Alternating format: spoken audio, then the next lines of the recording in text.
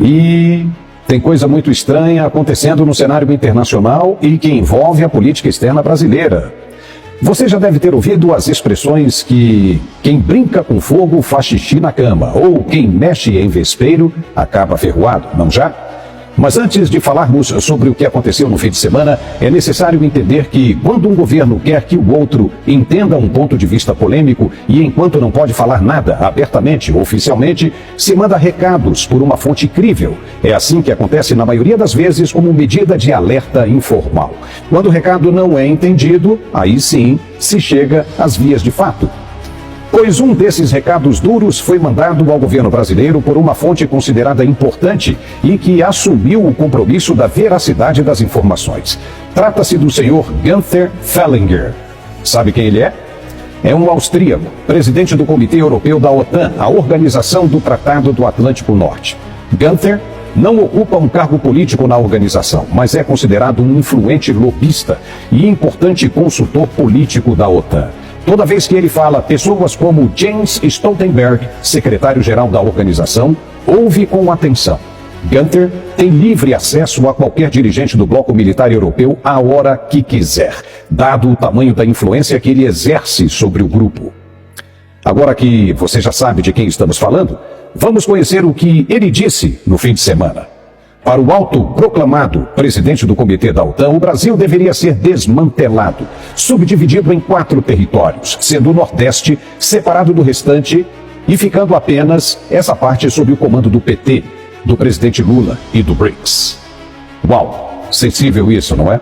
Parece coisa de maluco, mas é bom prestar muita atenção quando uma ideia assim parte de alguém com muita influência dentro da OTAN.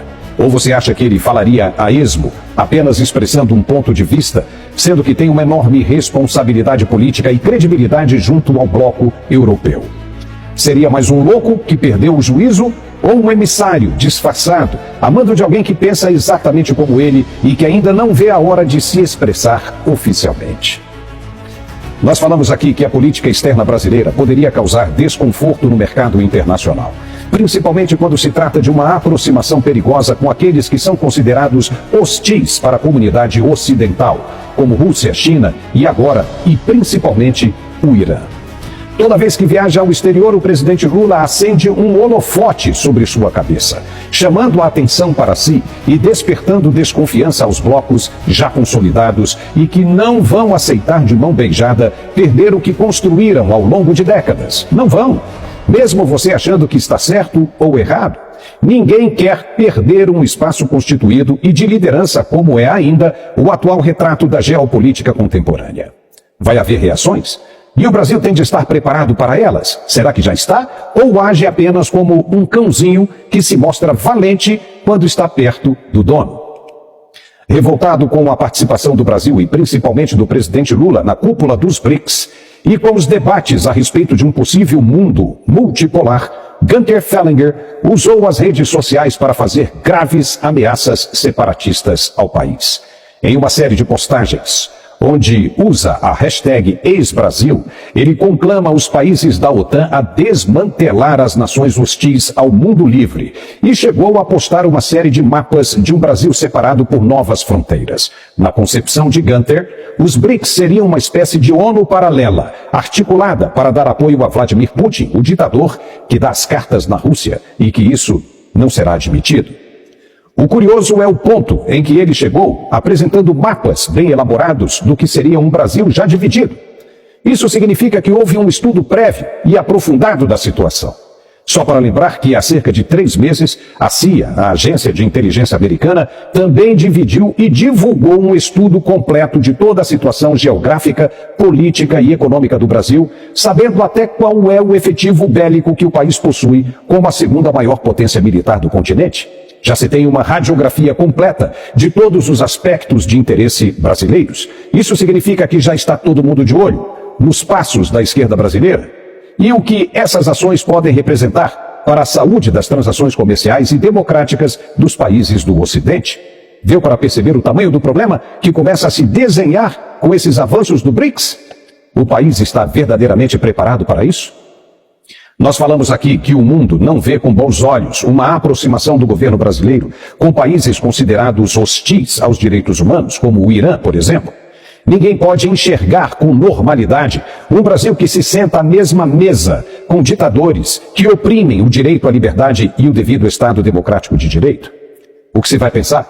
Que o Brasil vai convencer os parceiros a abandonarem a política de repressão que exercem em seus países, ou vai passar a adotar a mesma mão dura usada por eles? A Arábia Saudita, por exemplo, mandou executar no fim de semana um homem que criticou publicamente o governo. E esse país agora vai ser parte dos BRICS. Se fosse em qualquer outra época, isso seria inteiramente desconsiderado e tratado como mais um louco querendo apenas aparecer. Mas as razões atuais são preocupantes e as iniciativas brasileiras não são nada boas em se tratando de ataque direto aos atores envolvidos. O político falou até em financiar grupos separatistas brasileiros para conseguir o seu objetivo. Oh boy!